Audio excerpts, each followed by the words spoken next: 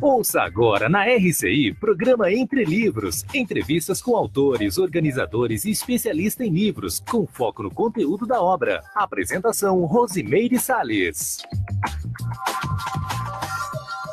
Olá, você que nos acompanha, é muito bom estar aqui ao vivo, trazendo sempre mais informação, mais conteúdo, mais conhecimento, mais esclarecimento a respeito dos livros. E só para registrar aqui, ontem, no dia 18, foi o dia que foi criada a Comunidade Latino-Americana de Escritores. E no dia 15 foi o dia da escola. Então a gente tem aí alguns dias comemorativos do livro que a gente está sempre registrando. E hoje a gente registra aqui a presença da autora Isabel Manfroy. O livro dela é sobre empreendedorismo. O título, O Empreendedorismo Reurbanizador, de Hércules Galó e Valdo Vieira. Isabel, seja muito bem-vinda ao nosso programa. Obrigada, Rose, obrigada pelo convite. Uma boa tarde, né, a todos os ouvintes. É muito bom estar aqui. E aí a gente só quer deixar aberto o canal para vocês que quiserem compartilhar esse momento, que quiserem aí, registrar suas observações, enviar questionamentos pelo Facebook da RCI. A gente está aqui aberto, a gente vai estar registrando então a participação de vocês também, que serão muito bem-vindos também. Então, Isabel, vamos lá. Você colocou no título do seu livro empreendedorismo, a gente já teve um autor aqui falando de empreendedorismo, e o seu foco é o empreendedorismo reurbanizador. Então, primeiro, eu queria que você falasse para a gente o que significa isso, antes da gente entrar nessas duas personalidades. Bem, o empreendedorismo reurbanizador é o empreendedorismo que ele reurbaniza, ele modifica os ambientes, modifica através das necessidades das pessoas para melhorar a qualidade de vida delas. Ele reurbaniza, ele traz coisas novas. Ele tira um contexto, às vezes, inóspito, antigo, que não está evoluindo, né? Está parado, ocioso, e passa por uma reurbanização, por um movimento todo de reestruturação, mas sempre baseado nas necessidades das pessoas. Então, eu digo sempre que é uma visão conscienciocêntrica do empreendedorismo e da liderança, e é baseado nas necessidades das consciências das pessoas. Uhum. E aí você faz, então, toda uma contextualização, né, desse empreendedorismo antes de você chegar nessas duas personalidades, né? Você gostaria de já começar a falar das personalidades, ou a gente pode falar um pouco desse empreendedorismo? Você fala aqui um pouco também sobre a questão da educação empreendedora, da cultura empreendedora, das categorias, né, de reurbanização. Sim, esse livro, na verdade, eu já pesquiso há muitos anos, né, liderança. E o empreendedorismo foi um tema que começou a correr atrás, né, se é assim que a gente possa dizer. Aí, com o tempo, eu fui entendendo por que o empreendedorismo sempre batia e chegava em mim, e a ideia era dar uma nova visão, um novo paradigma do empreendedorismo. Né? E aí surgiu a questão da reurbanização, que é um processo assistencial. É para assistir as consciências, para assistir as pessoas e conseguir sanar as necessidades delas, né? Então, assim, esse livro, ele foi construído basicamente em função de duas personalidades. Uma foi um imigrante, né, italiano, que desenvolveu um trabalho maravilhoso na área. Ele foi assim precursor das indústrias na região nordeste do Rio Grande do Sul.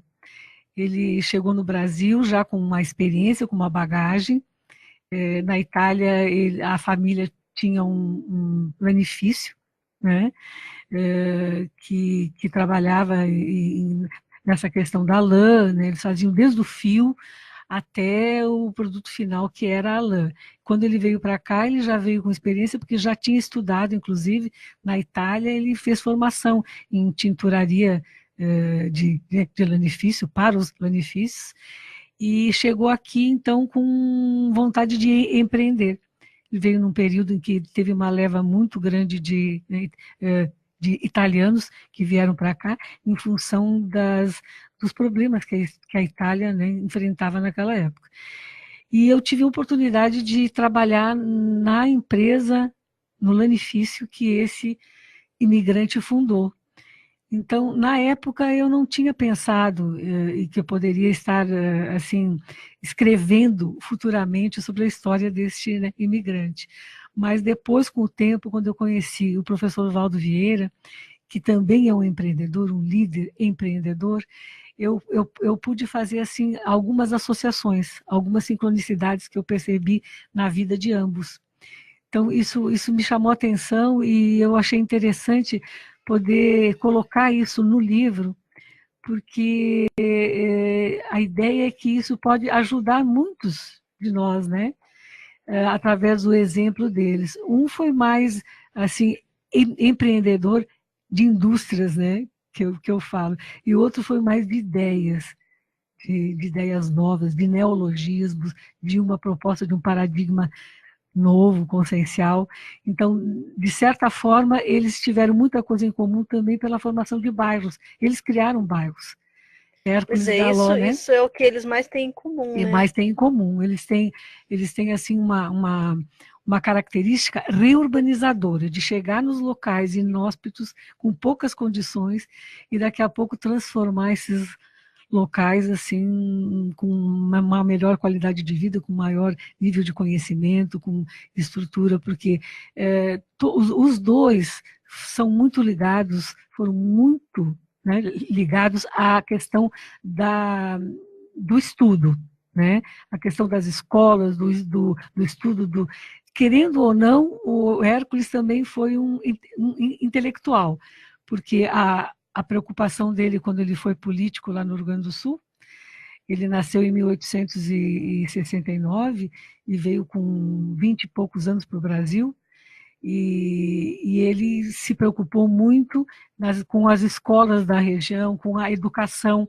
A educação é um ponto em comum entre os dois. Então, isso aí também me chamou bastante atenção. E foi muito assim, interessante pesquisar sobre a vida dos dois. O professor Valdo Vieira, eu tive o prazer, o privilégio de conviver com ele há alguns anos.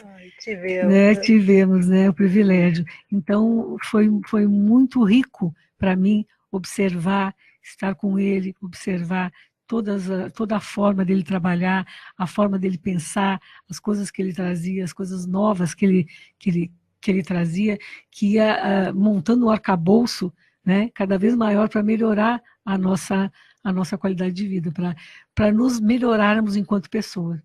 Então, isso foi muito importante para mim. Agora, a gente vai, então, entrar aqui para o nosso intervalo. Daqui a pouquinho a gente continua com Isabel Manfroi. Programa Entre Livros. Apresentação, Rosimeire Salles.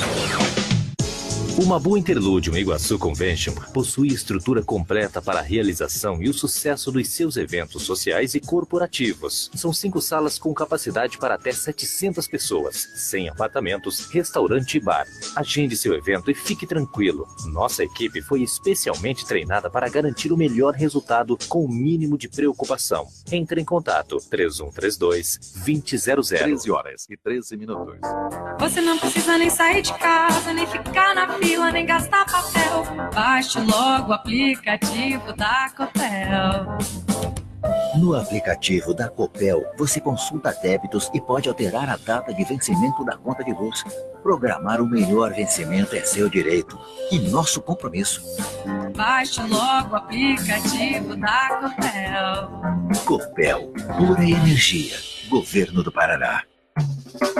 O restaurante Pandeiro está aberto ao público para o café da manhã, almoço e jantar, apresentando o melhor da gastronomia brasileira e internacional, com serviço à la carte em um ambiente moderno e agradável. Conheça o nosso novo cardápio e aproveite a promoção de almoço, apenas R$ 29,00 o prato. Estamos no Mabu Interludium, Rua da Cosmoética 1761, no bairro Cognópolis. Reservas ou informações pelo 3132-2000. Voltamos a apresentar programa Entre Livros. Apresentação Rosimeire Salles. Estamos conversando sobre empreendedorismo reurbanizador de Hércules Galó e Valdo Vieira. E a gente vai pedir para a Isabel, então, falar para a gente quem são essas duas personalidades, para a gente entender o motivo dela ter colocado justamente essas duas pessoas como exemplo aqui de empreendedorismo. Bom, o Hércules Galó, nós já começamos a falar. Iniciamos, né, a falar sobre ele. Ele foi um imigrante, né, italiano, que veio para o Brasil justamente naquele período em que a mão de obra escrava, né, estava sendo substituída nas fazendas e em vários locais do Brasil pela mão de obra branca, que eles falavam. E os italianos foram os que vieram em massa para cá, né? Só que ele veio com uma condição um pouco diferente. Ele já veio com uma formação técnica. Ele estudou na escola internacional de Biella. Ele é da região do Piemonte, na Itália. E ele nasceu numa cidadezinha pequenininha, uma vila chamada Crocemosso, e da região de Biella. E ele estudou nessa escola. Na época, a família, né, valorizava muito a educação. Mesmo que era um processo um pouco mais difícil para eles na época, esse era um ponto crucial, que a família achava muito importante estudarem para levarem adiante os negócios da família. Mas ele sempre teve, né, estudando a história dele, ele demonstrava sempre muita vontade de empreender. Quando o pai dele, né, faleceu, ele recebeu a parte dele da herança, porque eles tinham fábrica, né, tinham lanifícios, que eles desde o fio, eles produziam desde o fio até o tecido, fiação completa que a gente chama. E ele já tinha uma experiência, ele nasceu e se criou dentro dessa empresa dos pais, e isso trouxe uma bagagem grande para ele. Então ele resolveu vir para o Brasil, diferente de muitos outros imigrantes que vieram sem condições financeiras. Ele já veio com uma condição um pouco melhor, ficou no Rio de Janeiro trabalhando um período, e lá ele conheceu o que era sócio dessa empresa onde ele estava, o pessoal de Porto Alegre, que tinha também um lanifício, a Fiatesse. E ali ele foi para Porto Alegre, e a partir daí ele tomou conhecimento de uma colônia italiana, de várias pessoas, várias famílias que tinham vindo da Itália e se fixado na região nordeste do Rio Grande do Sul, hoje Caxias do Sul. Na época, Campo dos Bugres e tal, e foi se transformando a cidade. E nessa cidade tem tinha um espaço muito inóspito, com difícil acesso. Não tinha estrada, as condições eram muito difíceis, mas o que sobrou para os italianos da época para se estruturarem foi esse espaço. E como eles vieram, uma turma grande veio a partir de uma greve que houve na Itália, de um lanifício também muito famoso, né, Lanifício Rossi, eles montaram um lanifício ali. Eles fizeram aquilo que eles sabiam fazer e montaram uma cooperativa. Com o tempo, o Hércules Galó foi conhecendo eles e tal, e a cooperativa não estava muito bem, ele se tornou sócio. E a partir daí foram entrando outros sócios, e aí se transformou numa empresa mesmo, onde ele era o maior, né, acionista, o maior. Né? E ali ele mudou toda a região. Na verdade, a BR-116, que corta, que vai de São Paulo, né, passa pelo Paraná, vai até o Rio Grande do Sul, até Porto Alegre e mais adiante, ela cortou essa faixa da região, né, que é entre Caxias do Sul, justamente em função do Hércules Galó.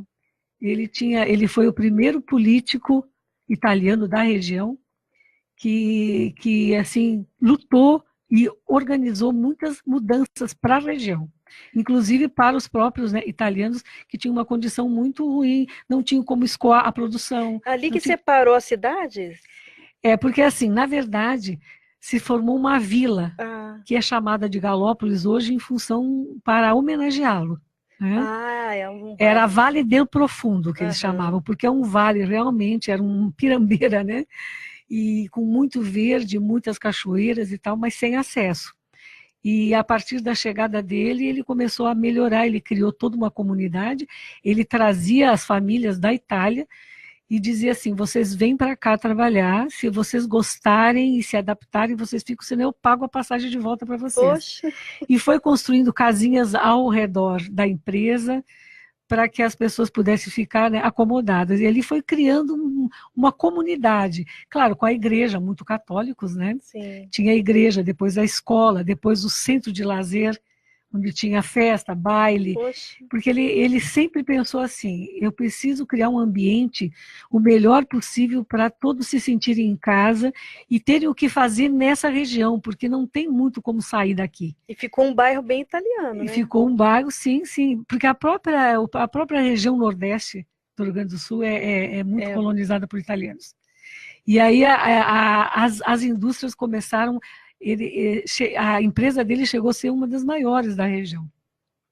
E depois foram surgindo outras indústrias, e ele participou da Câmara de Indústria e Comércio, enfim, ele ajudou muito. Ele foi intendente de Caxias também, né? Prefeito, no caso, e trabalhou muito na questão da educação. Aí que começa a fechar muita coisa junto com o professor Valdo, exatamente. Eu tive lá em Galópolis, eu fui visitar lá a empresa, né? Até hoje eles mantêm muita coisa da estrutura exato, da original, estrutura original, né? Exato. E hoje, é muito bacana você ver todo o processo da fiação, como é que é feito, né? Desde a lã bruta até o tecido. É muito bacana. Na época que eu estava lá, né, trabalhei lá, há muitos anos atrás, eles criavam até as ovelhas.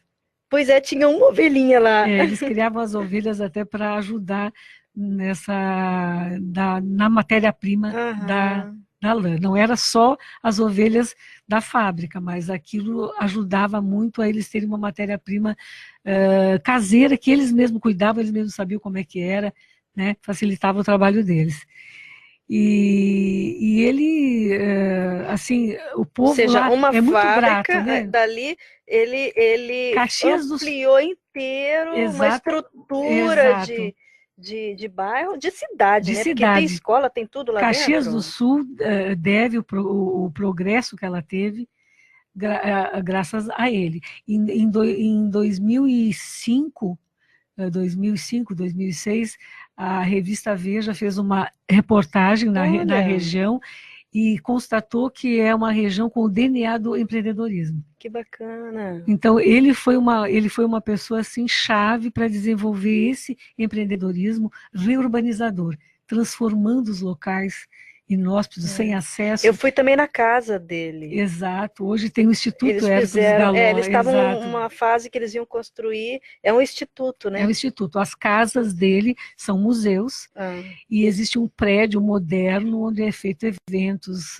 cursos, palestras. Que bacana. Exatamente. Ou seja, mesmo depois ele não estar mais aqui, continuou o bairro ainda crescendo, né? O bairro era uma vila, né? E agora ele é um bairro de Caxias do Sul. Ele é um bairro. E ainda tem uma subprefeitura, se é que a gente possa falar, mas é um bairro de Caxias do Sul. Indo para Porto Alegre, pela BR-116, se passa, antes de chegar em Nova Petrópolis, né, se passa por Galópolis.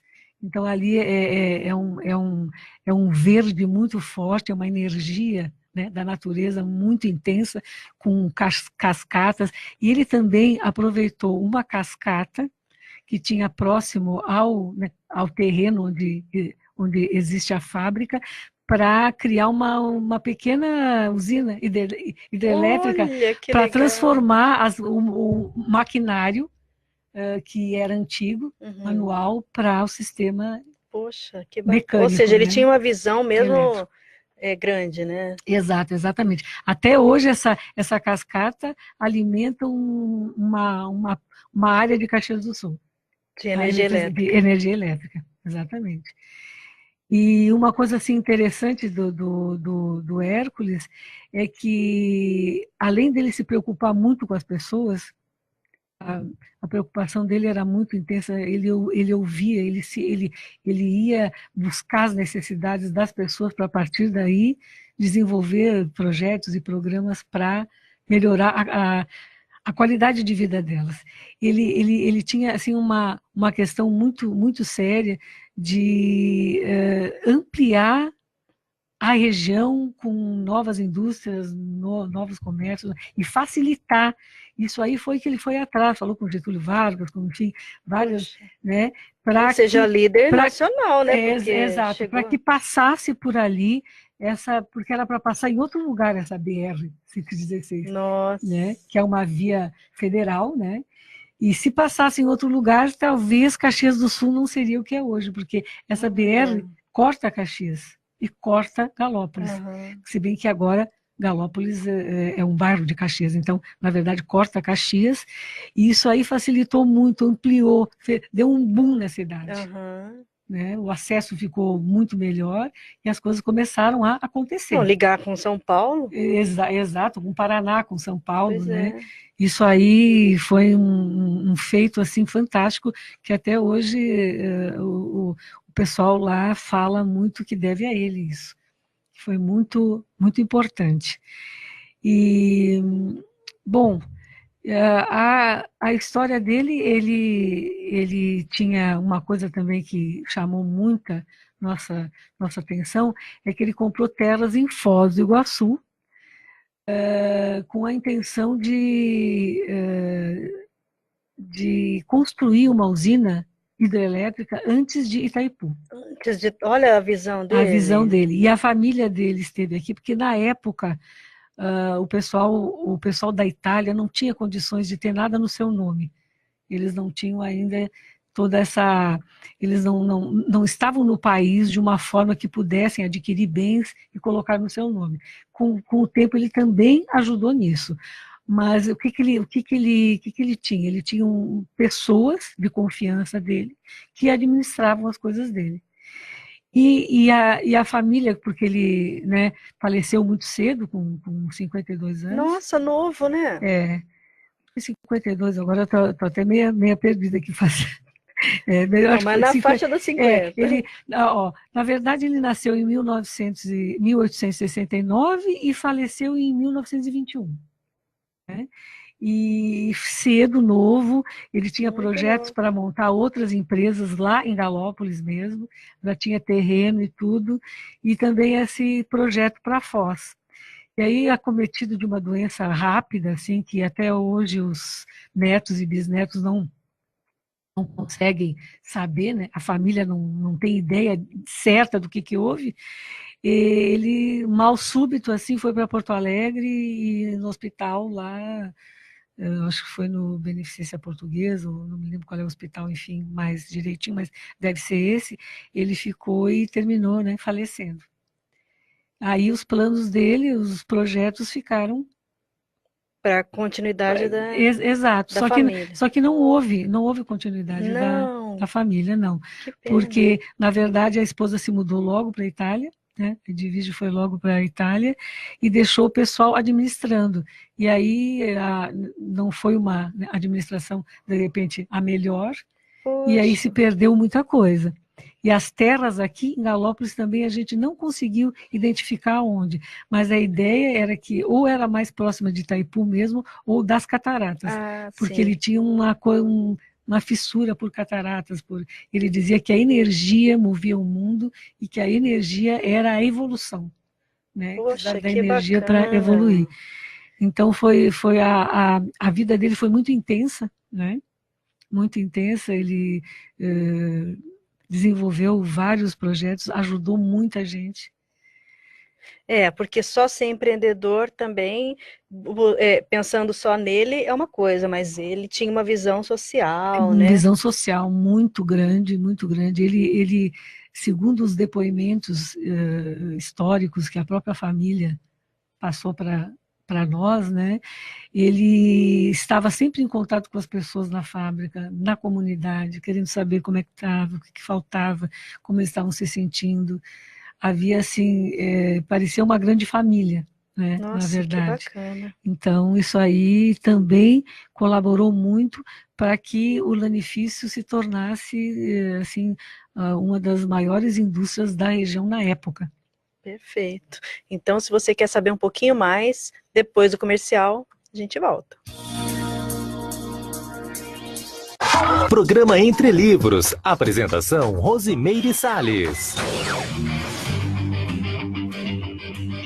Você quer a melhor internet por fibra ótica de Foz? Conheça a internet da Linca Telecomunicações, antiga NetFoz. Devolvemos o dinheiro da instalação se não for a melhor internet que você já teve. Além disso, temos um suporte em até 1 hora no horário comercial. Participe da nossa promoção do mês de março e ganhe 50% de desconto na instalação de internet por fibra ótica. Para participar, entre em nosso Facebook, Linca NetFoz, e pegue o código promocional. É simples assim. Entrou no nosso Facebook, anotou, ligou, ganhou. Mas corra! Essa promoção no Facebook da Linca vai até o dia 31 de março. Ligue agora mesmo, 3523-0533. Repetindo, 3523-0533. Linca, a melhor internet por fibra ótica de Foz.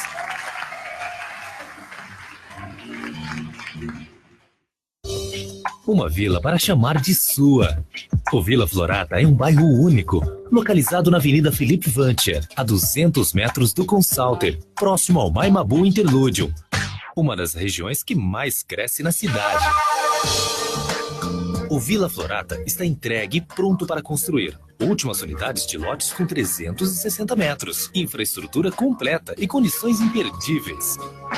Entrada de 10% e saldo em 140 vezes direto com a loteadora. Plantão de vendas no local. CCIA Imóveis. Telefone 45 3523 1626 ou acesse www.cciaimoveis.com.br. A Bioetos Centro Médico prima pela excelência no atendimento multidisciplinar em diversas especialidades. A clínica disponibiliza vários exames e procedimentos em consultórios equipados com a mais moderna tecnologia, processos informatizados, acessibilidade e localização privilegiada no centro de Foz do Iguaçu. Ligue 3028-1282 ou pelo WhatsApp 45 999480137. Bioetos, especializados em você. Computadores Apple, sinônimo de sofisticação e qualidade. Em Foz, você conta com uma assistência técnica especializada da Hardset para seu iMac, MacBook e Mac Pro. Limpeza, upgrade e atualização de seu Mac. Confie na Hardset. Na República Argentina 3855, ao lado da Fraida. Hardset. Você quer aumentar sua renda? Seja um revendedor Cacau Show. A loja Cacau Show do Shopping Catuaí Palladium tem uma proposta para quem quer revender produtos da marca e aumentar seus ganhos mensais. Aos sábados, às 10 da manhã, a loja promove a palestra gratuita com café e chocolate para a apresentação do sistema de revendas Cacau Show. Não perca a oportunidade às 10 da manhã no espaço Eco Room do Shopping Catuaí Palladium. Outras informações através do WhatsApp 45 99156 6359 ou na página Cacau Show Catuaí Palladium na rede social Facebook. Voltamos a apresentar Programa Entre Livros. Apresentação Rosimeire Salles. Então, estamos aqui conversando sobre empreendedorismo reurbanizador e a Isabel conversou com a gente sobre o Hércules Galó e agora a gente quer saber do Valdo Vieira, né? Que foi a segunda personalidade aí que você colocou como exemplo desse empreendedorismo, né, Isabel? Sim, o professor Valdo Vieira, médico, lexicógrafo, né? Ele nasceu em 12 de abril de 1932 em Monte Carmelo, Minas Gerais. Ele se formou em odontologia primeiro, depois fez medicina. E já aos 3 anos de idade ele já manifestava assim como é que a gente fala, um interesse muito grande pela leitura e pesquisava já desde muito pequeno, né? E assim, principalmente em relação a fenômenos parapsíquicos, porque ele já apresentava fenômenos quando pequeno e isso começou a interessá-lo muito. Ele é de família espírita, né? Sua família espírita também já conseguiu entender um pouco melhor as manifestações dele desde pequeno. Então, ele lia muito, ele fazia alguns trabalhinhos para ganhar um dinheirinho para comprar livros, foi criando uma biblioteca enorme, né? Ele gostava muito, quando era criança, claro, né, de ler gibis, histórias em quadrinhos, tirinhas, bandas, enfim. Ele se interessava por tudo que é leitura que batia nas mãos dele, né? E essas habilidades parapsíquicas foram fazendo com que ele estudasse, pesquisasse isso desde a infância. E ele foi criando uma biblioteca fantástica em relação ao assunto, ao tema, né? Ele trouxe a ideia da conscienciologia após todas essas pesquisas dele, ele se pesquisava muito, né? A vida dele era um laboratório para ele. Ele foi trazendo ideias novas, avançadas, que é a ciência, né, conscienciologia. Ele foi formando esse arcabouço todo. Ele trabalhou muitos anos com o Chico Xavier.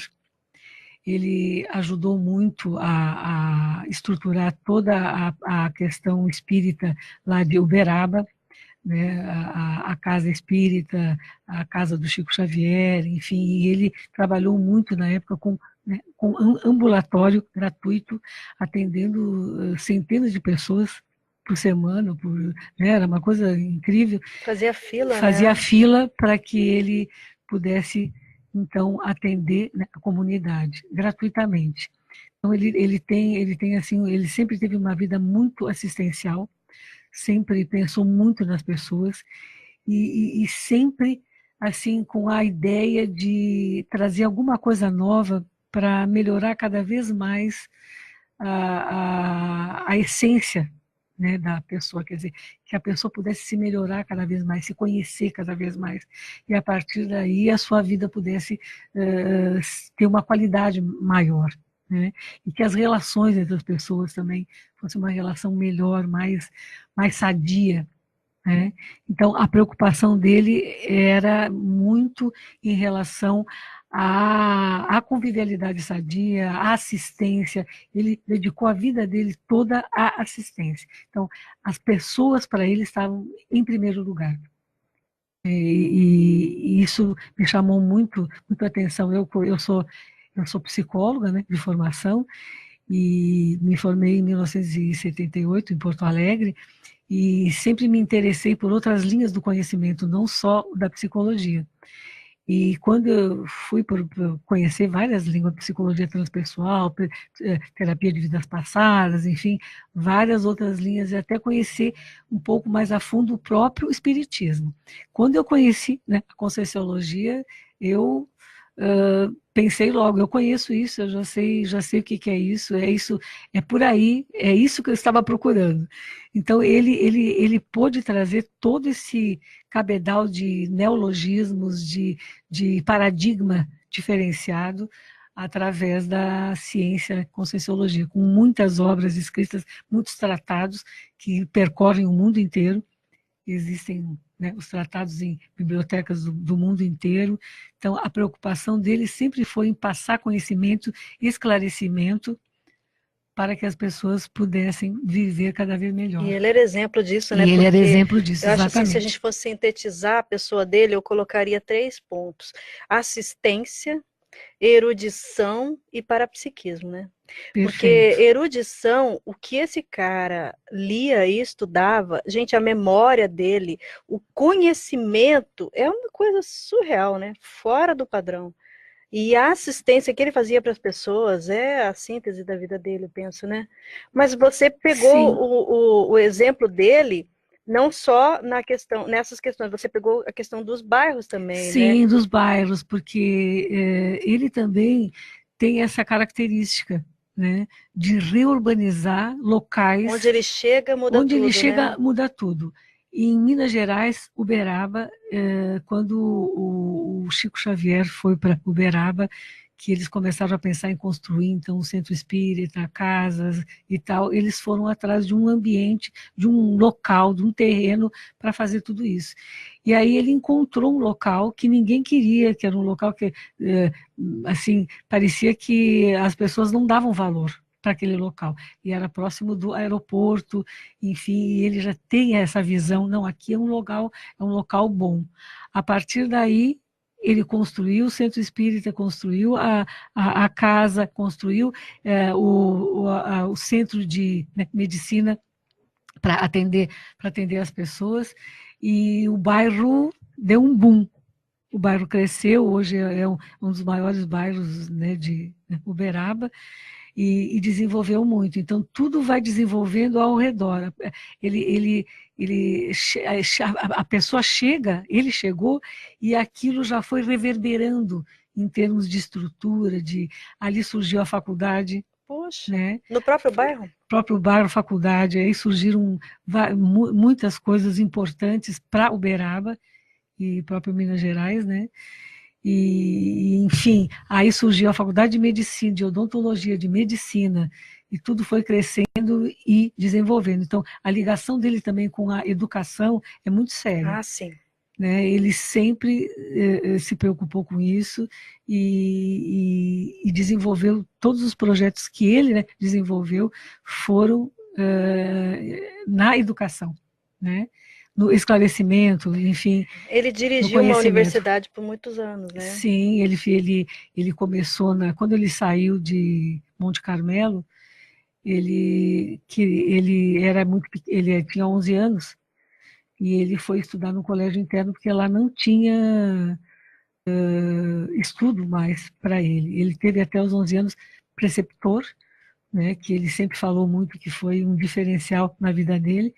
E quando ele foi para Uberaba, nesse colégio interno, ele já empreendia, porque a família não tinha muitas condições, ele ganhou uma espécie de bolsa, mas mesmo assim ele tinha que se manter, então ele já ajudava os colegas nos trabalhos, ajudava dando aula para eles a partir das habilidades que ele tinha em várias matérias, ele já fazia isso. E só que aí houve uma dificuldade maior e tal, e ele não teria mais condições de ficar sendo bolsista ou, enfim, em regime de internato nessa universidade. E aí o dono o Marco Palmério, que ele falou muito a vida inteira, que foi um político e reitor de universidade, enfim, convidou ele para trabalhar, né, e deu um local para ele morar na própria universidade. Então ele ficou muitos anos lá trabalhando e foi assumindo cada vez mais, né, responsabilidades, até que ele resolveu sair, então, quando ele foi fazer faculdade e tal, aí ele saiu para seguir outro rumo na sua vida, mas isso foi um diferencial também para ele. Ali ele teve né, oportunidade de conhecer muita coisa, ele trabalhava na área, né, administrativa, ajudou, e também ele era chamado para ajudar, opinar em outras coisas bem importantes, porque eles reconheceram o talento e a inteligência dele. Ele tinha uma visão além assim, do alcance de muitos de nós. E esse talento dele foi, né, reconhecido, e ele foi chamado sempre para fazer muitas coisas, muitos trabalhos, muitas coisas. Então ele teve uma vida muito profícua, né? Produziu muito, escreveu muitos tratados, né, Rose? E a enciclopédia, né, da Conscienciologia, hoje com quantos volumes? 25 volumes. Ele é um líder que criou outros líderes, tanto é que esses líderes hoje estão trabalhando ainda na enciclopédia, nas instituições conscienciocêntricas. E lá ele fundou editora também. Fundou editora, livraria, exato. editora, ou seja, o mundo dele nas ideias, né, no conhecimento, permeou a vida dele inteira, né? Então, no estudo, na escrita, na divulgação das ideias, na criação de novas ciências, né? Estava permeando. Mas a gente vai continuar falando de Valdo Vieira ainda, depois dos nossos comerciais. Programa Entre Livros. Apresentação, Rosimeire Salles. Dê o primeiro passo para conquistar um imóvel, uma casa, uma sala comercial. construir, fazer uma reforma, viver da renda de aluguel de imóveis. Faça uma simulação no site da Demilar Consórcio Imobiliário e descubra, com um especialista no assunto, os passos certos para você conquistar tudo isso. Sem juros e com poder de negociação. Acesse ademilar.com.br e faça o investimento da sua vida. A Copel foi considerada mais uma vez a melhor distribuidora do Brasil. O prêmio é concedido pela Agência Nacional de Energia Elétrica depois de ouvir os consumidores. Estamos trabalhando para fazer cada vez mais por você. Em 2019, o investimento é de mais de 800 milhões de reais para levar tecnologia, inovação e energia de qualidade a todos os paranaenses. Copel, pura energia, Governo do Paraná. Não compre impressoras. Nunca foi tão fácil imprimir em casa. Conheça planos especiais para pessoa física da Compo Clinic. Fornecemos as melhores impressoras e multifuncionais do mercado para você fazer as suas impressões, digitalizações e cópias na comodidade do seu lar. Nós cuidamos de tudo: instalação, configuração, manutenção e reposição de cartuchos. Não perca mais tempo. Economize e agende ainda hoje uma visita. Compo Clinic. A boa impressão é a que fica. 3028-0009. More bem no melhor apartamento 3 quartos de Foz do Iguaçu. Conheça o Iguaçu Premium Residence, a 5 minutos do centro da cidade, próximo ao início da Avenida Felipe Vancher, com área privativa de 74 metros quadrados, com sacada, churrasqueira, elevador, playground, espaço para academia, salão de festa e estacionamento. Tudo isso com taxa de condomínio super acessível. Apartamentos prontos, financiados pela Caixa. Visite o apartamento decorado na Rua Carijós, número 90, Jardim Tarobá. Agende sua visita pelo telefone 3523-3000 ou consulte o seu corretor. Iguaçu Premium Residence. Realização Ótima Empreendimentos. Voltamos a apresentar programa Entre Livros. Apresentação Rosimeire Salles. Nós estamos aqui conversando sobre o empreendedorismo reurbanizador de Hércules Galó e Valdo Vieira. Isabel, então, estava falando para a gente sobre a personalidade do Valdo Vieira, né, um pouco da sua história e esse contexto aí de empreendedorismo, que era um perfil da personalidade dele, não é isso? Sim, e uma coisa que eu não falei antes, que eu lembrei agora, importantíssimo, para ver como ele já se dedicava a ler, a estudar, a pesquisar, com apenas 14 anos, ele já tinha construído uma biblioteca com mais de 1.250 livros em 5 idiomas. 12 anos, né? 14 anos. 14 anos. Isso, mas desde pequeno... Com 9 anos ele escreveu o primeiro livro. Ele escreveu o primeiro livro com 9 anos, exatamente. Muito à frente do seu tempo. Então, para ver como ele foi uma personalidade avançada para o tempo, né? Sim. E além de trazer todas essas ideias novas, né?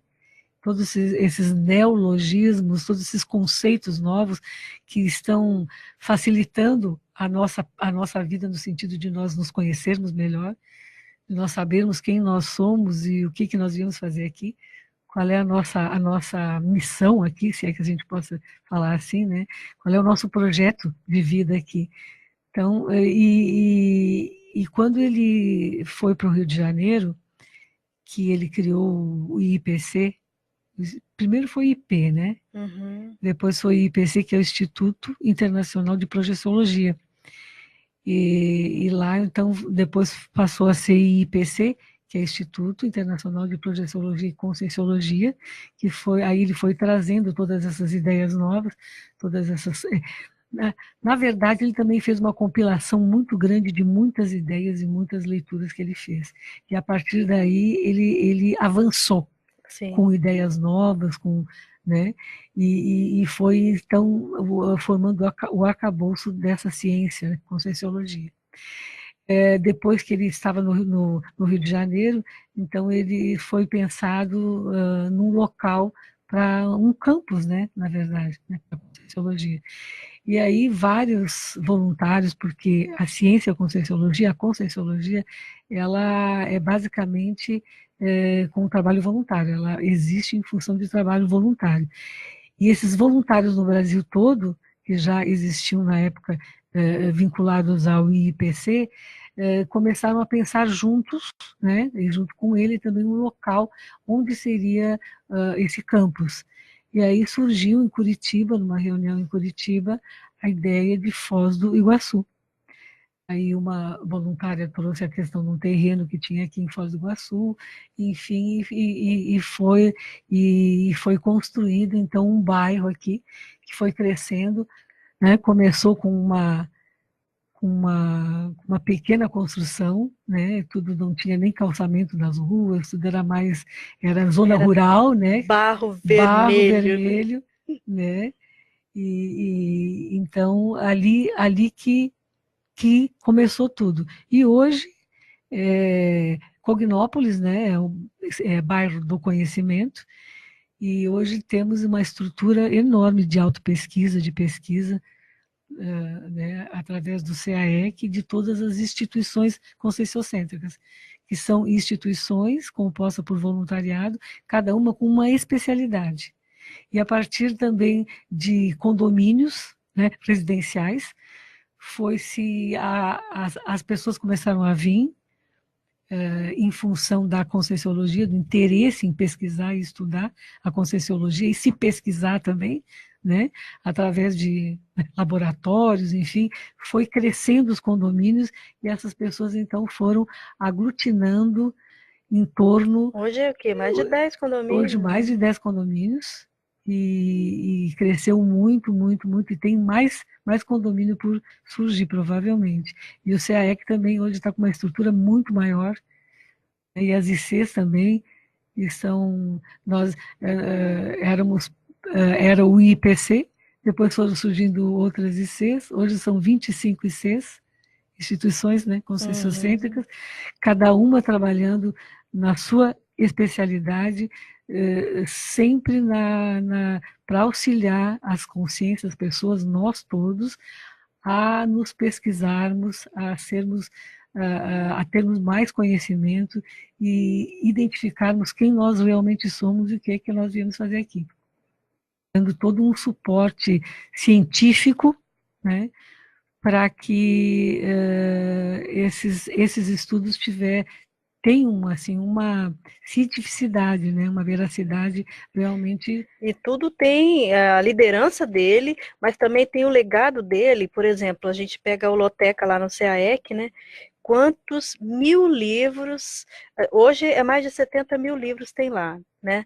Mas só do professor Valdo, né? Era o quê? Mais de 40 mil. Mais de 40 mil livros, e a maioria deles tudo anotado, ou seja, ele estudava. Ele estudou muito. Imagina uma pessoa que leu 40 mil livros, é uma coisa surreal, mas é a realidade. E outra questão também muito interessante é a questão dos dicionários. Ele era pequeno e ele já lia dicionários.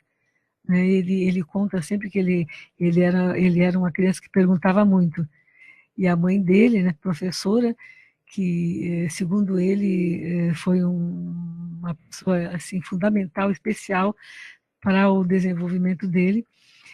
Quando tinha alguma palavra, algumas coisas que ele perguntava, ela dizia, vá procurar no dicionário, vá procurar no dicionário. E ele gostava de ler dicionários. Hoje, no Holociclo, no CAEC, tem mais de 7 mil, né? Mais de 7 mil dicionários em várias línguas. E numa estrutura toda aberta ao público, gratuita. A pessoa pode chegar de domingo a domingo, feriado, está aberto. Para qualquer pessoa pesquisar. Tudo começou com muitas ele. Escolas têm ido com os alunos visitar e pesquisar, turistas. Então, na verdade, a Cognópolis é a cidade do conhecimento, onde as pessoas podem ir lá, porque lá, quem é ávido por conhecimento, lá vai encontrar respostas, né, para muita coisa. São cursos, são palestras, são livros, né, toda uma estrutura voltada para o desenvolvimento pessoal. Né, e da ciência como todo. A ciência estuda a consciência somos nós. Então, todo um estudo assim, como que a gente vai chamar, tudologia, né, do cosmos, desde a bactéria até o ser mais evoluído que a gente tem ali, né, fontes de pesquisa e de auto-pesquisa com os laboratórios, com as dinâmicas parapsíquicas, ou seja, o professor Valdo desencadeou uma mega estrutura né, para a pessoa Perfeito. se desenvolver e desenvolver o conhecimento, né? A Exato. base ali é a pessoa e o O conhecimento, conhecimento, né? exatamente.